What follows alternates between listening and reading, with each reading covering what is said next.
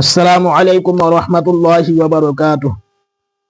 হযৰত মুআজ ইবনে জাবাল ৰাদিয়াল্লাহু তাআলা আনহু ইয়ামানত যোৱাৰ আগত আল্লাহৰ ৰাসূল সাল্লাল্লাহু আলাইহি ওয়াসাল্লামই তেওঁক তিনিটা উপদেশ প্ৰদান কৰিছিলে, তেওঁক তিনিটা নসিহত দান কৰিছিলে, তিনিটা নসিহত কৰিছিলে। প্ৰথমটো নসিহত হৈছে, হে মুআজ ইবনে জাবাল, তুমি যতে নাথাকক কিয় সকলো সময়তে আল্লাহক ভয় কৰি চলিবা। যতে নাথাকক কিয় সকলো সময়তে আল্লাহক ভয় কৰি চলিবা।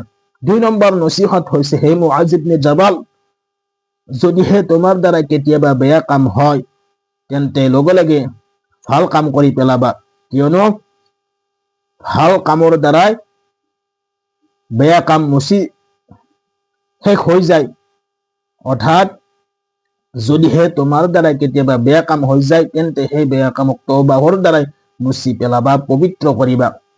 3 নম্বৰ নসিহত হৈছে, হে মুআজ ইবনে জাবাল, তুমি মানুহৰ লগত সৎ ব্যৱহাৰ কৰিবা, ভাল ব্যৱহাৰ কৰিবা, সৎ আচৰণ কৰিবা, মানুহৰ লগত ভদ্ৰতাৰ সৈতে নম্ৰতাৰ সৈতে ভদ্ৰভাৱে কথা বতৰা পাতিবা। সেয়েহে তাৰে বাবে আপুনি মই যদিহে এই তিনিটা উপদেশৰ ওপৰত যদি আমি আমল কৰিবলৈ চেষ্টা কৰোঁ, নিশ্চয় আপুনি মই উপকৃত হ'ব পাৰিম, সফলতা লাভ কৰিব পাৰিম। আল্লাহ পাকে আপোনাক আৰু মোক এই তিনিটা উপদেশৰ ওপৰত, এই তিনিটা নসিহতৰ ওপৰত আমল কৰিবলৈ তৌফিক দান কৰক, আমিন। পৃথিৱীত সকলোতকৈ কঠিন কাম হৈছে নিজক সংশোধন কৰাটো। পৃথিৱীত সকলোতকৈ কঠিন কাম হৈছে নিজক পৰিৱৰ্তন কৰাটো, আৰু পৃথিৱীত সকলোতকৈ সহজ কাম হৈছে আনৰ সমালোচনা কৰা। পৃথিৱীত সকলোতকৈ কঠিন কাম হৈছে নিজক পৰিৱৰ্তন কৰা, নিজক সংশোধন কৰা। কিন্তু পৃথিৱীত সকলোতকৈ সহজ কাম হৈছে আনৰ পৰচৰ্চা কৰা, গীবত কৰা, সমালোচনা কৰা। হাদিসত আহিছে,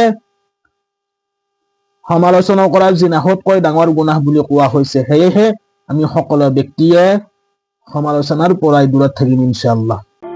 পাপ কৰাৰ আগত তিনিটা কথা সদায় মনত ৰাখিবা।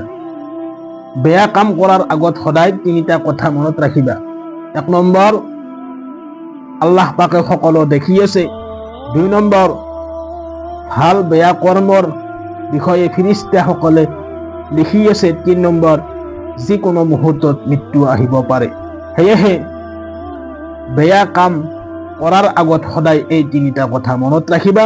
1 নম্বৰ হৈছে, আল্লাহ পাকে সকলো দেখি আছে, ভাল বেয়া কৰ্ম সকলো আল্লাহে দেখি আছে।